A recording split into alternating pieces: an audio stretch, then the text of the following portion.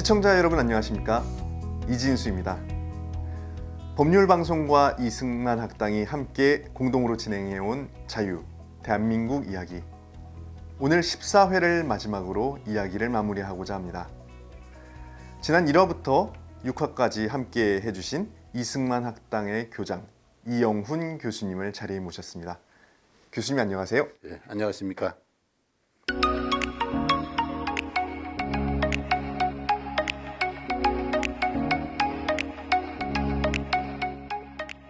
오늘 교수님과 나눌 대담의 제목이 통일환상입니다. 우리의 소원은 통일. 정말 대한민국 국민이라면 모두가 다 아는 노래일 텐데요. 그 조사를 보니 한 40대 이상은 통일은 반드시 필요하다. 이게 대세인데 소위 요즘 MZ세대라고 불리는 20, 30대는 통일이 과연 필요한가 그러면서 조금 부정적인 반응이 꽤 다수를 또 차지하고 있는 것으로 알려졌습니다. 이제 앞으로 이 다수가 시간이 지날수록 이제 통일에 대해서 부정적인 의견을 가진 국민의 비중이 좀 높아지지 않을까라는 생각이 드는데요. 이런 가운데 교수님께서 오늘 대담의 제목을 통일환상이라고 하셨어요. 그러면 이게 좀 의아해하는 분들도 계실 것 같은데 교수님께서는 이 통일환상이 통일의 꿈이 정말 사실 실현될 수 없는 환상에 불과하다는 뜻인지 아니면 통일이 바람직하지 않다거나 필요하지 않다라는 뜻인지요. 예, 통일이 통일 환상이라 하면은 통일은 이루어질 수 없는 꿈이다, 환상이다 이런 뜻도 있고 또 뭐 비슷하게 통일이라는 것은 굳이 애써서 할 필요 없는 거 아니냐 하는 이제 이런 뜻도 얹어 있는데 저는 그런 뜻보다도 지금까지 이 한국 정부가 추구해온 통일 정책은 환상이었다. 그래서 바람직한 의미의 통일은 무엇이고 우리가 그것을 위해서 무엇을 노력해야 되는가. 그러한 의미의 그 당위로서의 통일은 우리가 추구해야 될 그 올바른 방향의 그 미래지향 과제로서의 통일은 엄연히 우리에게 존재하고 있는 것이다. 오늘 그런 이야기를 좀 하고 싶습니다. 그래서 우선 그 지난 2000년에 있었던 그 남북 정상, 그 남한의 김대중 대통령, 북한의 김정일 국방위원장입니까? 그 두 분이 평양에서 만나서 발표한 공동선언이 있습니다.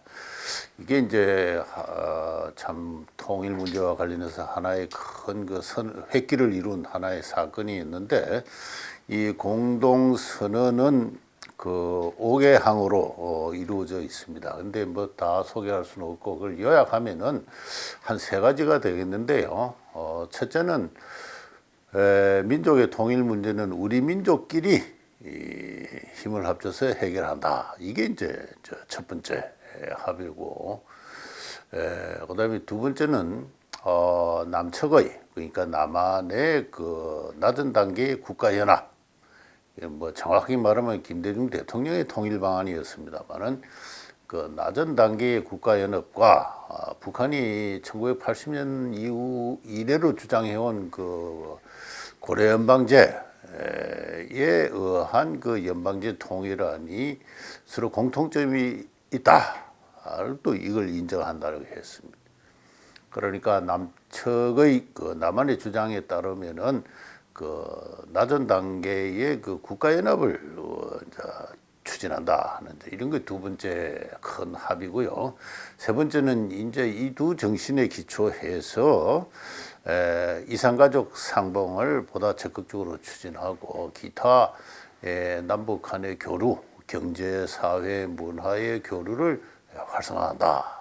이런 것이 그 이제 공동선언의 그 기본 내용이었습니다. 그래서 발표되고 나서 제 기억으로 한 2, 3년간 대단히 활발한 남북 간의 교류가 이루어졌습니다.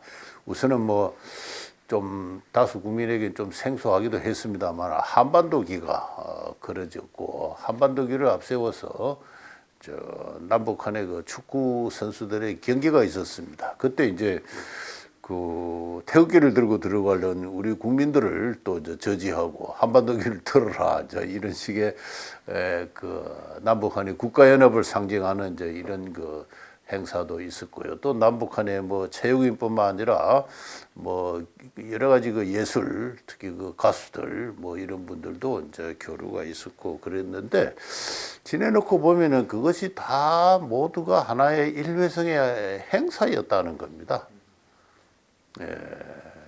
행사였다는 것.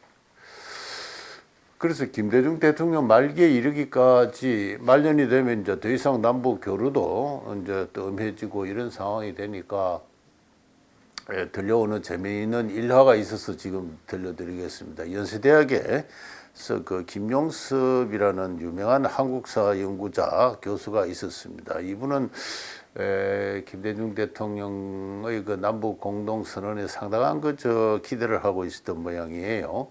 연구실을 찾아온 제자 교수한테 왜 김대중 대통령은 그 공동 선언의 후속 조치에 대해서 그렇게 아무런 그 발표가 없느냐, 다시 말해서 국가연합을 추진할 어떤 그 구체적인 어떤 그 조치가 왜 없느냐, 이제 이런 식으로 조금 그 못마땅해 하는 이러한 말씀을 하시다고 그래요. 그런데 솔직히 말씀드려서 그 질문을 김대중 대통령에게 하더라도 김대중 대통령은 뭔가 구체적인 계획이나 이런 어떤 구상이 없었을 것이다. 그분은 이후에 돌아가시기까지 한 17, 18년간도 이 국가연합에 대해서 어떠한 그 말씀도 하지 않았습니다. 이거는 단순히 한 개인의 머릿속에 있는 아이디어였었습니다. 현실적인 과제가 될 수는 저는 없었다고 생각하는데요. 왜냐하면은 이 남한과 북한은 엄연히 서로 다른 두 국가입니다. 두 국가가 연합을 한다면은 그건 고도의 이념적 행위입니다.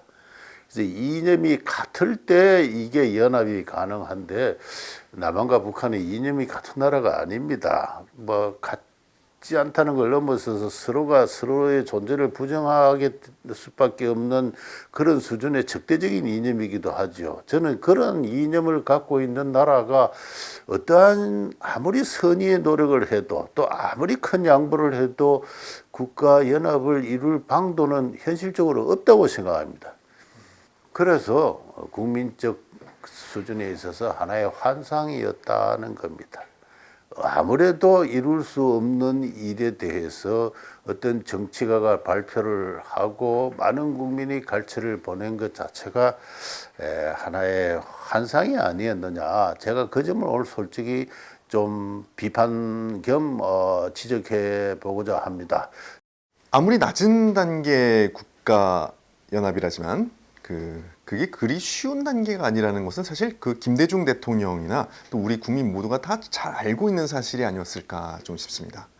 그 91년에 독일이 통일됐을 때 그때 1972년부터 서독 국민 3인당의 빌리 브란트 수상이 추진했던 그 동방 정책, 이렇게 서독과 동독이 이렇게 적극적으로 경제, 사회, 문화 활동을 교류를 해왔던 게 큰 역할을 했죠.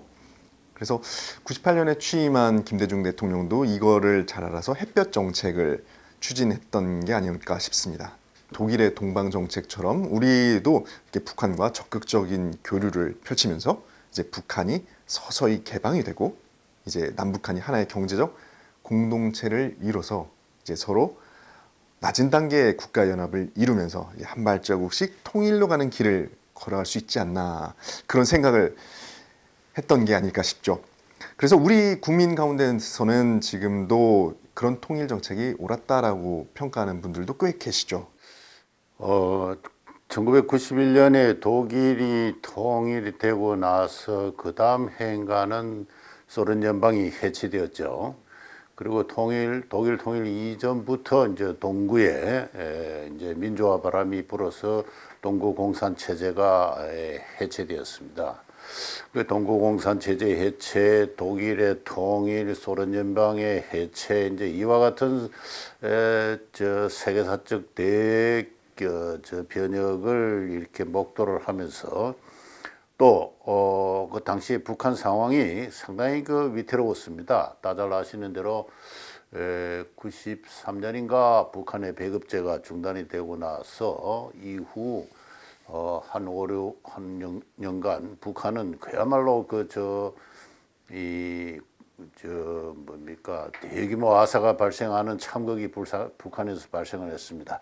배급제에 익숙해 있던 사람들이 배급이 중단되니까 생존의 그 주체적인 노력으로 생존할 수 있는 방법을 찾지를 못하고 배급만 기다리다가 사람들이 굶어 죽은 것이 뭐 추상컨대 대략 300만 명이다. 그렇게까지 이야기되고 있습니다. 지난 시간에 우리 황성영 교수님께서 나오셔서 강의하신 가운데 그런 내용이 포함되어 있었는데요. 자, 이런 사태를 보면서 북한의 붕괴도 멀지 않았다. 이렇게 생각을 하고 따라서 우리도 빨리 통일 준비를 해야 된다. 이 서독이 동독을 흡수 통일했지 않습니까? 자, 우리도 북한을 지금 흡수를 해야 된다. 그래서 흡수 통일을 준비하자. 통일 기금도 마련해야 된다. 통일 비용은 어느 정도가 될 것인가? 뭐 이런 식으로 사람들이 계산하면서 서로 논쟁도 하고 하는 이런 분위기가 형성되기도 했습니다. 한국의 보수 세력들, 자유민주 세력들 가운데 오피니언 리더들이 그런 이야기를 많이 했다고 생각이 되는데 반면에 김대중 대통령을 위시한 한국의 그 소위 그 좌파 이른바 진보 세력은 아니다. 흡수 통일은 그 불가능하고 비용도 많이 들고 하는데 남북 북한이 체제를 유지하고 적극적인 교류를 통해서 서로가 동화되어 갈 필요가 있다. 그래서 어느 단계가 되면은 낮은 단계의 국가 연합이라도 해야 된다 하는 그래서 교류를 먼저 우선하고 교류가 가능할 수 있도록 남한에서 햇빛을 많이 비춰주고 그 교류를 하는 과정에서 서로가 우선 경제적으로 공동체를 이루고 그 다음에는 문화적으로 공동체를 이루고 뭐 어느 단계에 가서 정치적 연합을 하자. 이러한 취지의 점진적인 어떤 그런 통일론을 주장을 하고 있었는데 그것이 김대중 대통령의 남북 공동선언으로 나타났다. 크게 말해서 한국의 통일 문제에 관한 그 이해는 이렇게 정파 서로 이념에 따라서 크게 이 두 가지가 서로 갈라져 왔다고 이야기할 수 있는데 그 두 가지 다 저는 모두 환상이다 이렇게 생각합니다. 그렇죠. 생각해 보면은 그때 김영삼 대통령이 앞으로 북한은 10년 내로 반드시 붕괴되고 통일될 거다. 이렇게 확언을 했던 게 기억이 나는데요. 근데 생각보다 북한이 그렇게 쉽게 붕괴되지 않았습니다. 생각보다 이게 국가라는 것이 그렇게 쉽게 망가지지 않았고 또 오히려 북한이 이제 핵무장까지 할 정도로 군사 강국으로 대국으로 발전했죠. 이게 북한이 이제 심각한 위기에 처할 거다라고 그때 많은 전문가들이 예측을 했지만 이게 사실은 그 국가의 역사적 특질이나 현실에 대해서 제대로 알지 못했고 어떻게 보면 이제 그 전문가들이 알고 있는 그 정보나 지식이 좀 매우 피상적이지 않았나라는 생각이 듭니다. 예. 그래서 기존의 그 통일론에 대해서 하나의 크게 지적할 수 있는 문제점이 하나는 북한 사회나 정치, 소위 북한이라는 국가 체제에 대한 심층적인 이해가 매우 부족했다 또는 잘못되었다 그렇게 이야기할 수 있습니다. 저는 그 북한의 그 유치원이나 초등학교에서 어린 아동들에게 무엇을 가르치고 있는가 하는 그러한 그 학습 교재를 좀 살펴본 적이 있는데요. 그래서 저는 이러한 그 신정 국가 체제라면은 이러한 종교 국가라면 이건 결코 쉽게 붕괴하지 않는다는 생각을 오래전부터 사실은 해왔습니다. 그리고 그것은 다른 무엇도 아니고 조선시대 이래의 한국인들의 그 심성, 특히 종교적 심성에 그 바탕을 두고 있다. 하는 그런 생각을 합니다. 우리가 북한 사회를 알면 알수록 저는 조선시대와 상당한 정도로 연속성을 갖는다. 오늘날의 북한 체제는 하늘에서 떨어진 것이 아니라 전통 조선 사회에 공산주의라는 이념이 들어올 때 그 전통과 새로운 이념이 하나의 융복합 작용을 해서 새로운 체제를 만들어낸다면은 그것은 북한 체제일 것이다. 그렇게 이야기해도 좋을 만큼 북한 체제는 한국의 전통 역사와 문화와 상당한 친밀성을 갖습니다. 그런 의미에서 굉장히 강건한 체제라고도 이야기할 수 있죠. 이 시리즈에서 주의종 박사가 나와서 강의를 했습니다만 일제가 지배하는 그 시기에 그 근대적 문명이 일본을 통해서 흡수되었습니다. 그런데 해방 이후 북한에서 그 소위 근대화된 계층들이 거의 다 남쪽으로 내려오거나 추방이 되었습니다. 그래서 전쟁이 끝난 1953년 북한은 순수한 형태로 1910년 상태로 회귀했다고 볼 수가 있습니다. 소득 수준에서 실제로 그러했을 것이라고 추계도 되고 있는 것 있지만은 무엇보다도 정신문화적 상태에서 1910년대로 회귀했다도 좋다고 할 수가 있습니다. 그런 상황에서 공산주의 이념이 들어오고 전통적인 국가와 그 인민 간의 관계가 복원이 될 때 오늘날의 북한의 수령 체제가 저는 성립하게 되는 것은 매우 자연스러운 과정이었다고도 이야기할 수 있고, 이 체제는 바깥으로부터의 강력한 충격이나 어떤 계기가 없이는 무너지지 않는 나름의 체제 합리성과 그 연속성을 갖습니다.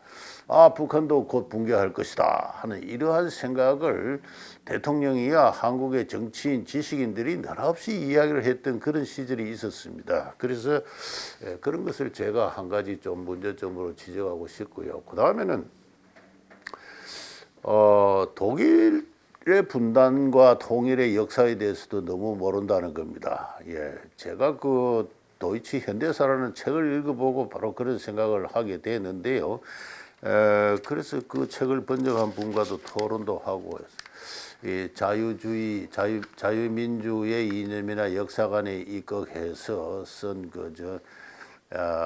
대표적인 어떤 그 독일 현대사에 관한 책입니다만 도이치 현대사라고 있습니다. 상하권으로 번역되어 있는데요. 그 책을 읽어보고 제가 크게 몰랐던 것을 알게 된 것은 독일의 분단은 한국적 의미의 분단이 아니었다는 겁니다. 독일은 비록 국가가 두 개 들어서서 정치적으로 군사적으로 분단이 된 것은 사실이지만은 사회, 문화, 정신에 있어서는 결코 분단되지 않았습니다. 베를린 장벽이 61년에 세워지는데 그 전후한 28개월간 그 동독과 서독의 정치적 긴장이 매우 높았던 그 기간을 제외한다면은 45년부터 91년까지 그 분단 기간 46년간 동독과 서독 주민의 인적 교류는 상호 방문한다든가 편지를 주고받는다든가 정보를 주고받는다든가 전화를 서로 주고받는다든가 뭐 소포를 주고받는 이와 같은 인적 교류는 끊어지지 않고 이어져 왔습니다. 83년인가 84년에 그 상황을 지금 소개하면요. 서독 주민의 3분의 1이 동독에 자기 가족이나 친족을 두고 있었고, 서독 주민의 그중에 5분의 1이, 그러니까 3분의 1의 이제 그 다수가 동독의 그 가족과 그 친지와 편지나 전화나 이렇게 통신 왕래를 하고 있었고, 서독 주민의 8분의 1이 매년 지금 제가 매년을 이야기합니다. 매년 동독을 방문을 했습니다. 방문을 했고, 그리고 그러니까 구체적 숫자로 이야기하자면은 1983년의 경우 서독 주민으로 동독을 방문한 사람이 500만 명. 동독 주민이 서독을 방문한 게 100만 명이나 됩니다. 그리고 서독에서 동독으로 건너간 보내진 편지가 5,900만 톤, 5,900만 통. 동독에서 서독으로 보내진 편지는 8,800만 통입니다. 이렇게 서로 빈번하게 인적 교류가 있었을 뿐 아니라 또 TV 시청까지도 서로 가능했습니다. 왜냐하면 전파를 공중에서 뭐 강제로 차단할 방법은 없었으니까. 이런 걸 보면요, 저는 그래서 그 책을 읽으면서 저는 깜짝 놀랐습니다. 동독과 서독의 분단은 우리의 분단과는 질이 다르다. 질이 다르다. 근데 우리는 이걸 같은 분단국가로 생각했습니다. 흔히들 2차 대전 이후에 두 개의 분단 국가가 있는데 하나가 동독과 서독이라면 하나는 남한과 북한이다. 보통 그렇게 이야기하지 않습니까? 분단의 질이 같은 걸로 생각하죠. 그러나 동독과 서독의 분단은 어디까지나 정치 군사적인 분단이었지 사회 문화적으로는 우리와 같은 분단은 아니었다는 걸 이야기할 수가 있습니다. 야, 그렇게 이렇게 동독과 서독이 교류가 많았다는 건 참 되게 놀랍습니다. 그냥 우리나라보다는 조금 더 교류가 있었겠거니 했는데 그렇게 뭐 수백만, 수천만 통씩 왔다 갔다 할 줄은 몰랐네요. 사실 저희는 이렇게 분단된 나라를 생각할 때 완전히 모든 것이 차단된 그런 분단을 생각하고 있었는데 사실 우리가 보면 우리가 북한과 어떤 뭐 편지를 한다거나 전화한다거나 이것이 완전히 차단됐었죠. 이렇게 70년 동안이나 어떤 한 나라가 둘로 갈라져서 완전히 차단된 그런 유래가 있을까 싶기도 한데요. 그렇다면 근데 반면에 독일에서는 아까 말씀하신 것처럼 그 정치와 군사 면에 있어서는 분단이 좀 강제돼 있었지만 경제, 사회, 문화 그리고 뭐 종교에 있어서는 일상생활에 있어서 국민들끼리의 상호 교류의 끈이 계속 이어져 가고 있었네요. 예, 저는 독일 현대사를 읽으면서 그 점을 매우 인상 깊게 알게 됐는데요. 보통 유럽에서 발생한 근대 문명은 그 핵심 요소가 이 개인의 탄생이라고 그럽니다. 그러니까 사적 자치의 주체로서 개인의 성립이 바로 근대 문명의 핵심 요소라고 이야기한다면은 이 개인을 출생시키고 양육하고 또 교육하고 또 그 개인이 피곤한 사회생활에서 돌아와서 안식하고 하는 그 가족이 있습니다. 그 가족은 개인의 성체다 이렇게 비유를 가족학자들은 이야기를 하고 있죠. 그러니까 근대 문명의 주체로서 개인의 탄생과 더불어 개인의 성체로서 근대적인 가족도 근대 문명의 고유한 형태로서 성립했다 이렇게 이야기할 수 있습니다. 천부 인권의 개인과 함께 공적 영역으로부터 엄격히 분리된 사적 영역으로서 가족이 성립을 했습니다. 오늘 가족사에 대해서 더 많은 이야기를 할 수는 없습니다만 이 개인의 가족 영역의 사적 영역의 문제에 국가도 이를 함부로 개입할 수가 없습니다. 개입할 수가 없죠. 바로 그러한 가족의 사적 영역으로서의 가족 또 개인의 성체로서 가족은 국가도 이를 임의로 침범할 수 없는 절대적인 어떤 사적 공간이었기 때문에 벌써 그러한 역사가 오래 수백 년간 형성되어 왔기 때문에 동독과 서독은 비록 서로 분단은 했지만은 이 가족의 문제에서만큼은 동독의 공산체제도 쉽게 가족이 서로 만나야 된다는 당위적 권리를 부정할 수가 없었던 것입니다. 그래서 아주 긴장이 심했던 약 한 2년 한 4개월간을 제외하고는 가족이 서로 만난다고 할 때 그에 합당한 어떤 그 절차를 거쳐서 만나게 할 수밖에 없는 것.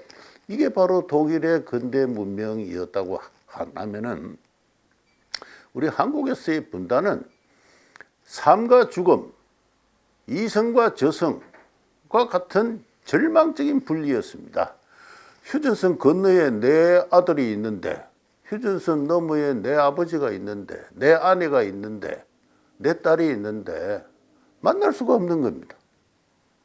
만날 수가 없는 것이 아니라 편지도 왕래가 불가능하고, 그렇죠. 뭐 전화는커녕 최소한의 왕래조차도 허락하지 않는 이러한 분단은 저는 세계사에서 유례가 없다고 생각합니다. 뭐 제가 세계사를 다 아는 건 아니니까 제 표현이 과장될 수는 있습니다만은, 어떻게 아버지와 아들이, 남편과 아내가 서로 만나지 못하게 하는 분단이 어디 있느냐 말이죠.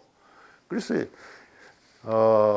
저는 그 원인은, 예를 들어서 남북한이 서로 이제 교류를 하자 하면서 이산가족 상봉할 때 뭐 몇백 명을 할 거냐, 남한에서 한 1000명 이야기하면 북한에는 100명 이야기하고, 그 적당히 타협해서 하고 하는 걸 보면서 도대체 가족이 서로 만나겠다는데 이게 무슨 외교적 협상의 대상이냐, 이런 생각을 저는 많이 했습니다.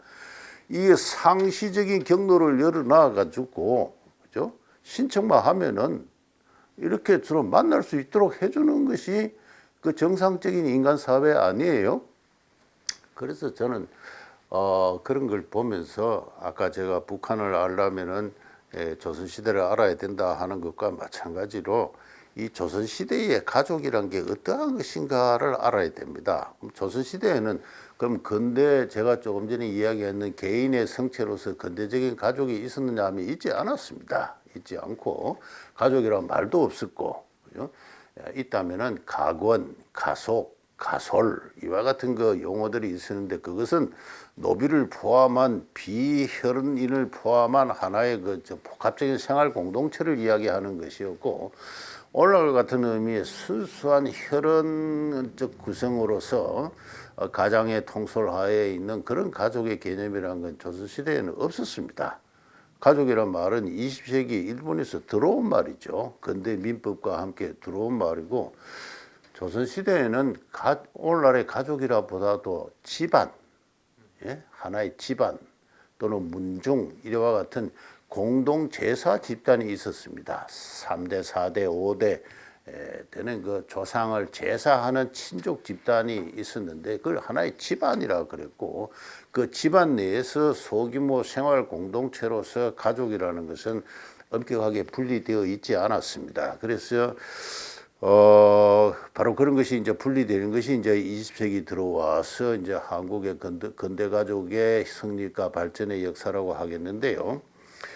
바로 그와 같은 가족의 역사가 그 근대화 과정이 상당히 일천했기 때문에, 이게 너무나 쉽사리 정치적 분단에 의해서 그 자연권적 권리가, 아버지와 아들은 서로 상이한 국가에 살고 있더라도 만날 수 있는 자연권을 보유한다는 이 최소한의 이 가족이 갖는 어떤 하늘로부터 부여받은 천부적인 자연권으로서 가족의 상봉 통신의 권리가 완전히 부정되었던 겁니다. 그래서 바로 그러한 의미에서 우리 전통 조선 사회에 있어서는 이 국가와 사회는 분리되지 않았다. 국가로부터 상대적으로 자율적인 질서로서 사회는 성립해 있지 않았다. 그렇게 생각합니다. 시간 관계상 뭐 자세하게 설명을 할 수는 없습니다만, 국가로부터 자율적인 사회가, 가족을 기초 요소로 하는 사회가 성숙해 있지 않았기 때문에 국가가 분단될 때 사회도 20세기 들어와서부터 생겨난 사회도 저절로 분리되었고, 그 분리는 이성과 저성과 같은 절망적인 어떤 그 절연이었다. 그런 의미에서 과연 우리가 통일의 당위성을 이야기할 때 우리는 원래 하나였다고 이야기합니다. 제가 이 사명과 민족의 그 함정이라는 데서 이야기를 비판도 했지만은, 우리는 하나다. 원래 하나였다. 근데 우리의 원치 않은 분단이 이루어졌다. 이러한 그 통일의 그 당위성을 이야기하는 언설이 많지 않습니까? 저는 그건 근본적인 재고를 요한다. 그렇게 생각을 합니다. 예. 그렇다면 이 독일의 분단은 어디까지나 국가 레벨의 정치적 분단이었고, 가족을 포함한, 지금 가족을 많이 말씀하셨는데 가족을 포함한 사회 영역까지는 분단이 이루어지지 않았다라는 말씀이시네요. 네, 그렇다면 이게 종교까지도 영역도 포함할 텐데 또 독일하면 또 종교 이렇게 개혁의 발상지 아닙니까? 그 마틴 루터가 그 1983년에 그 마틴 루터 탄생 500주년이었다고 해요. 근데 그때 보면은 이제 전 세계 기독교 이제 교회 지원을 받는 행사가 이제 성대하게 거행이 됐는데 공교롭게도 당시가 이제 공산주의의 창시자인 칼 막스의 서거 100주년이었다고 합니다. 그런데 생각해 보면은 이제 칼 막스 서거 행사가 더 클 것 같다는 생각이 드는데 그 당시에 보면 동독교에서 그 마틴 루터를 기념하는 행사가 훨씬 규모가 크고 성대했다 하죠. 이후에 보면은 그 동독의 라이프치히의 성 니콜라이 교회에서는 매주 월요일마다 그 평화를 위한 기도회 이게 열렸다고 하는데 이것이 나중에 후일 독일 통일의 단초가 되었다는 이야기가 있습니다. 독일 통일에 관한 그 책들을 읽으면은 모든 사람이 인상 있게 읽는 바로 그 대목을 지금 말씀해 주셨다고 생각하는데요. 지적하신 대로 또 동독은 공산체제 하에서도 교회는 살아 있었습니다. 교인들의 신앙 공동체로서 교회는 살아 있었고 동독과 서독의 교회는 또 동독의 교회와 세계 기독교회는 서로 교류를 하고 있었습니다. 그 대표적인 사례가 그 메르켈 수상의 가족사 아닙니까? 메르켈 수상은 1954년도에 서독 함부르크에서 태어났습니다. 그런데 태어난 그 해에 아버지가 그 독일 루터 교회 목사인데 동독 교회의 초청을 받아서 동독으로 이주를 했습니다. 서독에서 동독으로 공산체제 하에 동독의 베를린 교회 브란덴부르크라는 농촌 교회에 가서 시무를 했어요. 그래서 메르켈 소녀는 거기서 공산주의 교육을 받으면서 성장을 했습니다. 근데 매년 그 서독의 친족들이 또 동독에 메르켈 가족을 방문하고 하곤 했던 이제 이런 그 역사가 있는데요. 저는 그것도 보면서 조금 전에 말씀드린 대로 가족사는 분단되지 않았구나 하는 걸 제가 알 수가 있었거니와 무엇보다도 이 교회가 그죠? 서로 교류를 하고 있었다는 사실을 우리가 알 수가 있습니다. 조금 전에 말씀하신 대로 1983년에 마틴 루터 탄생 500주년을 기념한 그 행사는 세계 기독교회가 거기에 협조를 하고 세계 기독교회 주관하에 매우 거창하게 성대하게 열렸던 그런 같은 일입니다. 다시 말해서 그 교회 신앙 공동체는 부정되지 않았다. 근데 이 독일 통일의 주역이 그 코올 수상 아니었습니까? 이 코올 수상이 1983년 6월 달에 그 해가 바로 마틴 루터 탄생 500주년 있는 그 해에 분단 독일의 국정이라는 제목의 연설을 한 것인데 저는 그 연설에서 큰 감명을 받았습니다. 다음과 같이 이야기를 합니다. 독일에는 두 국가가 있지만 독일 민족은 하나다. 이 민족의 존재는 정부들이 이래라 저래라 할 수 있는 게 아닙니다. 이 민족은 오랜 세월을 거치면서 유럽의 기독교 문화의 한 축으로서 대륙의 한가운데 자리 잡아왔습니다. 독일 민족은 통일국가를 이루기 전부터 있어왔고 통일국가가 없어진 이후에도 그러니까 분단이 된 이후에도 살아있습니다. 그렇게 이야기했습니다. 바로 이 민족이란 게 바로 자유인의 신앙 공동체로서 교회를 말하는 겁니다. 그래서 독일 민족은 바로 하나님으로부터 천부의 인권을 갖고 태어난 자유인의 신앙 공동체로서 교회를 그 본질로 하는 하나의 정신적인 어떤 결속체로서 1871년 독일 제국이 성립하지 않습니까? 그 통일된 독일 근대 국민 국가가 성립하는데 그 이전부터 있어 왔고, 그리고 1945년 분단된 이후에도 살아 있다. 이것에 기초해서 우리는 하나의 통일을 이룰 것이다. 그렇게 이야기를 합니다. 다시 말해서 콜 수상이 마틴 루터 서거 500주년, 탄생 500주년을 맞아서 한 그 통일의 당위성은 바로 자유인의 신앙 공동체로서의 독일 민족, 바로 그것입니다. 정부가 이래라 저래라 할 수 없다. 국가 성립 이전부터 있어 왔고 이후에도 있는, 국가보다 훨씬 더 역사적 유래가 길고 깊다 말이죠. 바로 그렇게 이야기를 했습니다. 그렇게 해서 통일의 그 연설을 다음과 같이 이야기를 하고 있습니다. 우리는 우리의 동포들이 자기의 권리를 부인당하고 그들의 인권이 짓밟히는 것을 받아들일 수가 없습니다. 우리 독일 국민은 조국의 분단 상황을 수긍할 수 없습니다. 우리는 우리의 헌법 정신에 따라 자유의사에 따른 독일의 통일과 자유를 성취하기 위해 굳은 결의와 인내력으로 나아갈 것입니다. 그랬습니다. 이게 바로 독일 통일의 기본 대의 방향을 밝힌 겁니다. 우리가 보건대 동독의 공산체제하에서 우리 동포들이 자유의 권리를, 인권을 억압당하고 있다. 이거 우리가 수용할 수가 없다. 이런 분단 상황이 지속되는 것을 수긍할 수가 없다. 우리는 우리의 헌법 정신에 따라서 자유의사에 따른 독일의 통일을 성취해 갈 것이다. 따라서 독일의 통일은 그저 한 국가가 합치는 것이 아니라 자유의 프로세스, 이제 흔히 쓰는 말입니다만 자유 이념의 확장 과정으로서의 통일이었습니다. 콜 수상은 그 점을 분명히 하고 있습니다. 분명히 하고 있는 그 기초에는 정치 군사적인 분단에도 불구하고 양국 국민은 서로 정신적으로 연결되어 있고 그 정신의 본질은 자유다 하는 것을 상기하고 있는 것이죠. 바로 그런 점에서 우리 한국의 통일, 지금까지 주장해온 통일론과는 전혀 상이하다, 상이하다.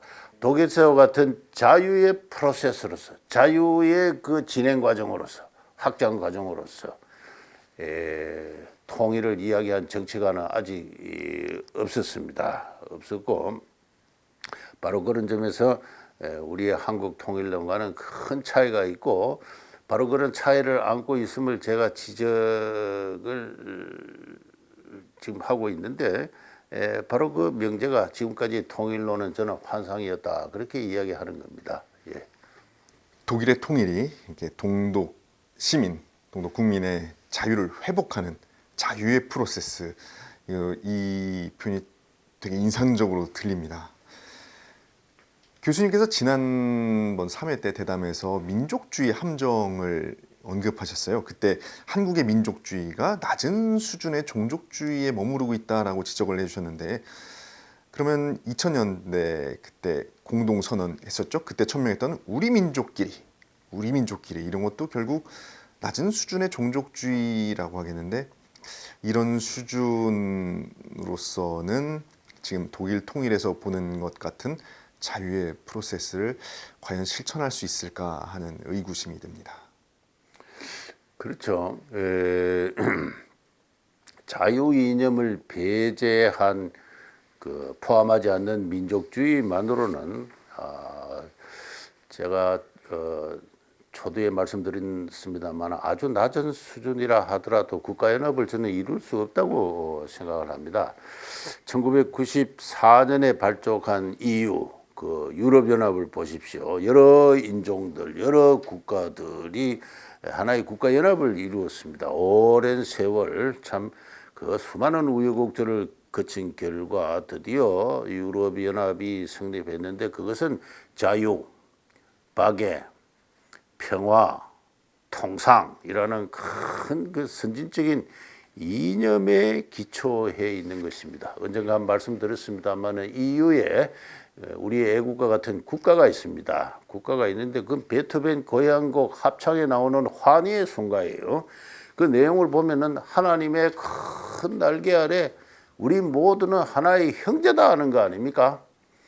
저는 그래서 베토벤의 이 환희의 순가 늘 잘 알려진 이야기를 자주 들으면서 그 실러의 그 원래 그 시를 그 원문도 한번 읽어보곤 합니다만은 비록 피부가 다르고 심지어는 종교가 달라도 우리 모두는 하나의 형제다라는 큰 이념이 그 유럽연합을 가능케 했던 것입니다. 바로 그러한 어떤 그 세계인의 가슴을 울리는 보편적이고 선진적인 이념, 그걸 배제한 채 우리는 하나의 그 민족이다. 그 민족은 그 가족 개념입니다. 종족 개념이죠. 피를 갖춘 조상을 같이 하는 어떤 민족이기 때문에 우리 민족은 부당하게 떨어져 살고 있는데 곧 만나서 같이 살아야 될 운명이다.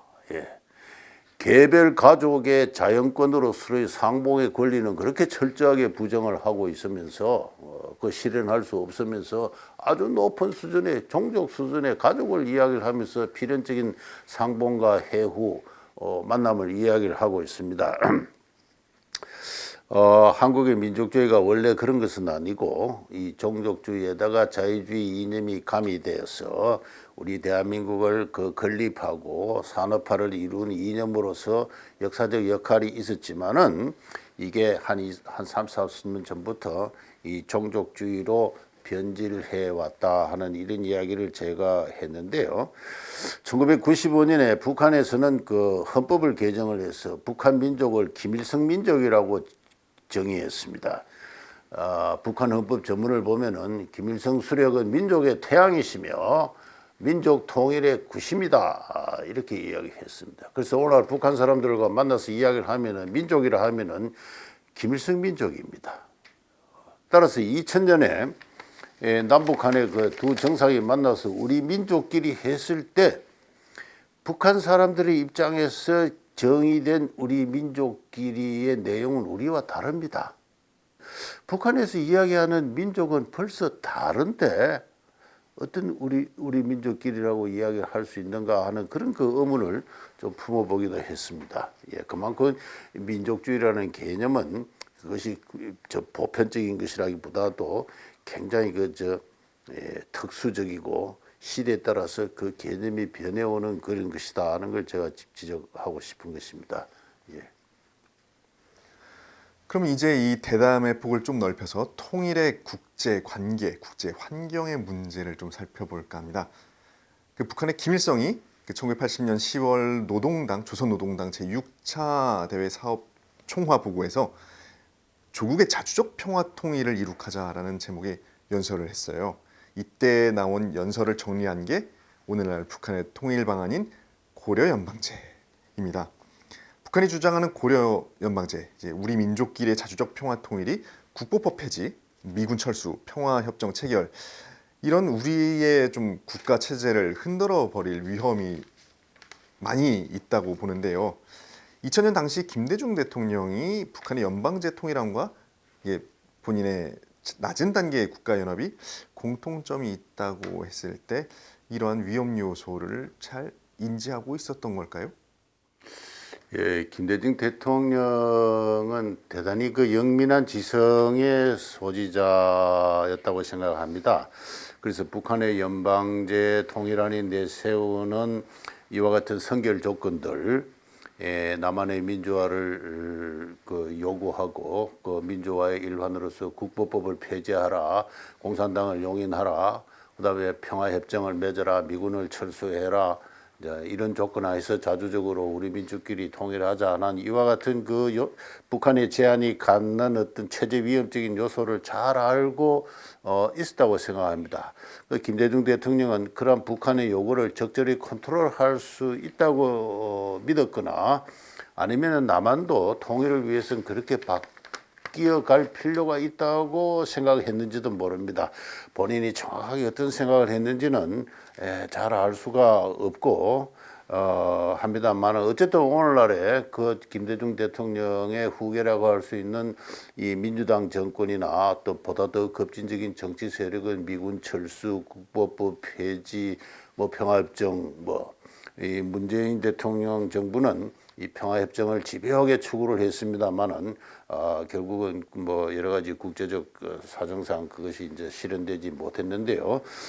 이런 걸 본다 보면 북한에서 이야기하는 자주적 평화 통일과 오늘날 남한의 진보적 정치 세력들이 또는 검진적 정치 세력들이 추구하는 자주적 평화 통일은 그 내용이 그리 멀지 않다. 서로 많이 다르지 않다. 그런 생각을 할 수밖에 없는 상황이라고 생각합니다. 예. 북한이 남한에 대한 인식과 연방제 통일하니 결국 남한의 국가 체제를 해체하고 인민민주주의 형태로 재편하라는 그런 기본 의도에서 큰 변화는 없는 듯합니다. 그 점에서 서독의 자유 프로세스로서 통일 정책을 수용하고 그것에 호응한 동독의 상황과는 좀 크게 상이해 보입니다. 이런 점에서 이제 북한과는 혈맹 관계라고 할 수 있는 중국의 입장은 어떨까요? 예, 제가 가까운 장래의 통일은 실현 가능성이 거의 제로에 가깝다라고 생각하는 가장 큰 이유는 이 중국의 입장이 바로 이 자유의 프로세스의 정면으로 배치되는 것이다는 바로 그러한 것입니다. 박근혜 대통령께서 중국을 방문해서 시진핑과의 대담하는 그 과정에서 남북 간의 조속한 통일의 그 필요성을 역설을 했을 때 시진핑 그 주석은 남북 간 장래 자주적 평화 통일을 지지한다 이렇게 이야기를 했습니다. 이것은 바로 1980년에 김일성이 한 이야기가 그대로거든요. 이후 시진핑 주석이 서울을 방문해서 서울대학에서 한 연설에서도 평화 통일이 자주적으로 시행되기를 바란다 이렇게 이야기를 했습니다. 다 이게 서로 맥락을 같이 하는 이야기인데도 남한의 언론이나 지식이나 정치는 그것에 대한 주의를 지금까지 소홀히 왜다 가까운 세일 내에 중국이 변화할 가능성은 저는 거의 없다고 생각합니다. 홍콩 사태에 보듯이 자유와 민주는 중국의 공산 체제에 있어서 그 변화를 촉발하는 위험 요소로서 중국이 지극히 경계하고 있는 그와 같은 것이죠. 바로 그러한 우리나라 분단의 한편의 국제적 큰 그 요인을 이루었던 중국이 그와 같은 자세를 취하는 한 제가 조금 전에 말씀드린 대로 가까운 시일 내에 통일의 가능성은 제로에 가깝다고 생각합니다. 그런 의미에서 독일 통일 과정은 어땠는가 그 점을 다시 한번 되돌아볼 필요가 있는데요. 1991년 독일이 통일된 그 다음 해 1992년에 마스트리히트 조약이 체결이 되어서 그것에 기초해서 1994년에 유럽연합이 출범하지 않습니까? 다시 말해서 독일의 통일 과정은 동시에 EU의 창설 과정이기도 했습니다. 코올 수상이 바로 그 점을 명확하게 연설에서 지적을 하고 있어요. 독일의 장래는 국경을 초월하여 유럽 대륙 모든 나라들의 국민과 인민들이 다 함께 자유를 누리는 평화의 달성 여부에 있다. 우리는 유럽 공동체가 전체 유럽을 커버하고 있지 않음을 잘 알고 있다. 서방에 우리는 바르샤바, 부다페스트, 프라하, 로스토크, 라이프치, 드레스덴도 마찬가지로 유럽의 일부라는 사실을 잊어서는 안 된다. 우리는 자유롭고 통합된 유럽 속의 자유롭고 통일된 독일을 성취하기 위해 힘쓰고 있다. 다시 말해서 자유롭게 통일된 독일은 자유롭게 통합된 유럽의 일부이어야 한다 하는 그 점을 강조를 하고 있어요. 바로 독일의 통일 정책은 자유롭게 통합된 유럽 연합의 설립 과정, 그 국제적 과정의 일환임을 독일의 지도자들은 유럽의 지도자들에게 설득을 하고 또 오히려 그런 운동에 앞장섰기 때문에 유럽의 여러 나라들은 독일 통일을 지지를 했던 것입니다. 그리고 유럽 통일 이후에 유럽연합의 주도적 국가로서 독일이 지금도 역할을 하고 있고요. 바로 그러한 것을 의미해서 독일의 통일 과정은 국내적으로 자유의 프로세스였을 뿐만 아니라 국제적으로도 자유의 프로세스였다는 것, 바로 그런 것입니다. 그런데 이와 같은 통일을 위한 국제적 환경은 현재 한반도 주변에서는 존재하지 않습니다. 중국은 정상적으로 경제 성장을 하고 있고 중국 인민에 대한 공산당의 지배 체제는 강건합니다. 강건한 가운데 이 중국이 미국을 중심으로 한 세계 헤게모니에 도전하고 나서니까 미국이 일본, 기타 인도, 호주 여러 나라들과 더불어 중국에 대한 포위망을 강화하고 있는 이제 이와 같은 국제적 상황입니다. 이런 상황에서 중국은 전통적으로 우리 한반도를 그들의 왼팔, 잘려나가면 그 후환을 감당할 수 없는 왼팔 또는 입술이 없으면 이가 시리죠. 입술 또는 중국 지도 전체에서 한반도는 닭뿌리에 상처가 생기면 닭이 음식을 못 먹고 죽습니다. 그만큼 한반도를 중시하는 그들의 전통적인 지적한 관점에서 한반도의 자유 통일을 용인할 가능성이 저는 없다고 생각합니다. 그러한 의미에서 제가 몇 차례 강조하고 있습니다만 가까운 시일 내에 이루어질 한국 정부가 한국 국민이 지금까지 꿈꿔온 그런 통일이 이루어질 가능성이 없다는 겁니다. 그렇다고 해서 제가 통일을 포기하자는 게 통일을 포기하면 대한민국의 정체성 자체가 없어집니다. 그런 의미에서 자유의 프로세스의 통일은 우리가 포기할 수 없는 장래의 과제다. 바로 그런 것입니다. 바로 자유의 프로세스의 통일론, 그 점에 대해서 지금까지 한국 정치와 지성은 정말로 소홀했다 또는 지적으로 무지했다고 할 수가 있습니다. 심지어는 북한의 통일 방안을 그 내용에서 지지하는 통일 정책을 펼침에 주저하지 않기도 했습니다. 나아가서 한국 통일을 저해하는 궁극의 장애라고 할 수 있는 중국에 대해서 더 없는 굴종적인 자세를 취해 왔습니다. 여기에 대해서는 부끄러워서 창피해서 더 이상 이야기를 할 수가 없을 지경입니다만은. 따라서 우리가 당일로서 추구해야 될 민족의 통일은 자유의 프로세스를 복구하는 것입니다. 이걸 제일 먼저 이야기를 했던 분이 우리의 건국 대통령 이승만이에요. 이 이승만이 1953년에 이 불가피하게 남북한의 정전협정을 체결하면서 북한 동포에게 바라는 성명서가 있었습니다. 북한 동포들이여, 우리들이 그들을 잊는다고 생각하지 마십시오. 우리는 될 수 있는 대로 하루빨리 공산체제의 확정하에서 여러분을 구원하기 위해서 최선의 노력을 다할 것입니다. 그렇게 이야기를 했습니다. 바로 그 자유의 프로세스의 원형을 선구자가 제시한 그 이념을 복구를 해가지고 지금이라도 우리 국민들이 이 자유 프로세스에 강인하게 훈련되고 앞장서는 그러한 자세, 그러한 훈련, 또 그러한 용기를 가진다면은 통일은 우리가 머지않은 세대에 성취할 수 있는 실현 가능한 꿈이다. 바로 그 점을 제가 마지막으로 강조해 드리도록 하겠습니다. 통일이라는 것이 그냥 앉아 기다린다고 오는 것이 아닙니다. 자유의 프로세스로서 통일만이 유일하게 가능한 통일 방안이고 또 우리 대한민국 국민이 자유시민으로서 하나 되어 우리 앞에 놓인 여러 장애를 슬기롭게 극복해 나갈 때 비로소 우리의 소원인 통일의 그날이 오게 될 것을 기대해 봅니다. 오늘 통일에 대해 이야기해 주신 이영훈 교수님 감사드립니다. 예, 감사합니다. 이렇게 14회에 걸쳐 이승만 학당과 법률방송이 함께 진행해온 자유, 대한민국 이야기. 우리나라 대한민국이 진정한 자유인의 공화국이 되기를 기원하면서 이야기의 마지막 장을 덮겠습니다. 지금까지 함께해 주신 시청자 여러분 고맙습니다.